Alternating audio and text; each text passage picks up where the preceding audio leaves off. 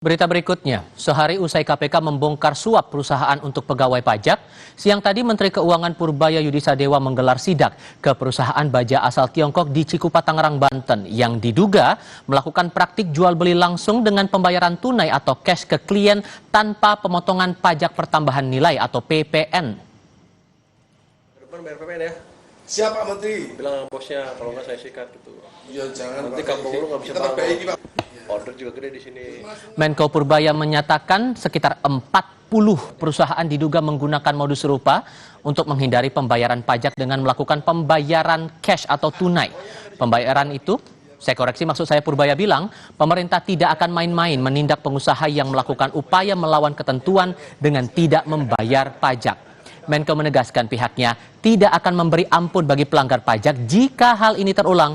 Pemerintah memastikan akan menangkap pengusaha yang melakukan praktik tidak membayar PPN. Nanti kampung lu nggak bisa order juga gede di sini. Senang Pak, penjualan pakai PPN semua serta kita senang Pak. Iya, nanti kalau ada yang nggak bisnis yang fair dan pajaknya.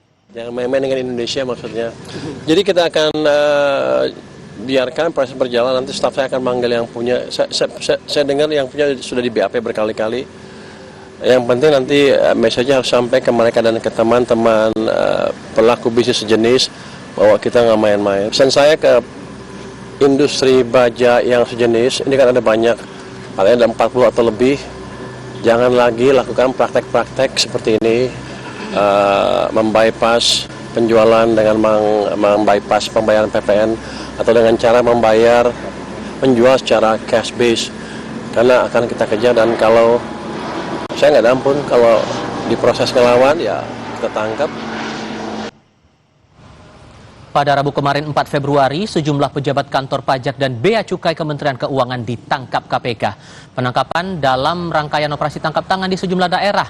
Dalam OTT itu KPK menyita uang miliaran rupiah serta emas seberat 3 kg. Juru bicara KPK Budi Prasetyo mengungkap operasi dilakukan penyidik di Kalimantan Selatan. OTT itu terkait dengan dugaan korupsi proses restitusi pajak pertambahan nilai atau PPN di sektor perkebunan yang berproses di kantor pelayanan pajak Madya, Banjarmasin. Pejabat eselon 2 di Bea Cukai sebenarnya sudah mantan direktur penyidikan dan penindakan. Ya, itu yang kemudian diamankan di wilayah Lampung.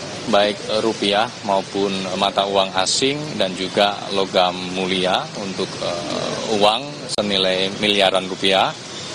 Kemudian logam mulia itu ada mungkin sekitar 3 kg emas. Kasus korupsi yang diungkap KPK hingga menyeret pegawai pajak terus berulang. Kami merangkum sejumlah catatan kasus korupsi pajak. Pada Oktober 2025 lalu, KPK menggelar OTT di KPP Madya Jakarta Utara. 2 pegawai DJP ditangkap karena diduga menerima uang suap dari wajib pajak. Kita coba mundur ke belakang. Persisnya pada Agustus 2023 pernah menahan mantan Kepala Bagian Umum Kanwil DJP Jakarta Selatan 2 Rafael Aluntri Sambodo dalam kasus gratifikasi sebesar 16 miliar rupiah. Lebih jauh lagi, persisnya pada Maret 2010, kasus yang mendapat sorotan publik, KPK menangkap pegawai negeri sipil Gayus Tambunan dalam kasus mafia pajak. KPK saat itu mengungkap rekening Gayus mencapai 25 miliar rupiah, tidak sebanding dengan gajinya saat itu sebesar 12,1 juta rupiah per bulan. Uang dalam rekeningnya berasal dari suap dan gratifikasi.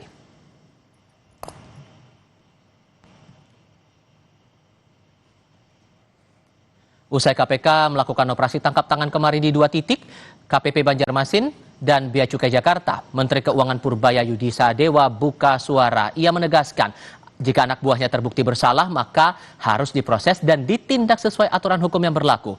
Purbaya memastikan tidak ada upaya intervensi terhadap proses hukum yang sedang berjalan.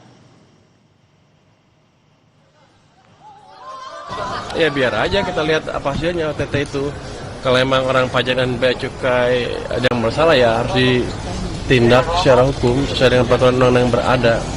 Tapi gini, saya tidak akan melepaskan anak buah saya sendirian begitu aja kan, akan ada pendampingan hukum dari Departemen Keuangan, tapi tidak dalam bentuk intervensi hukum.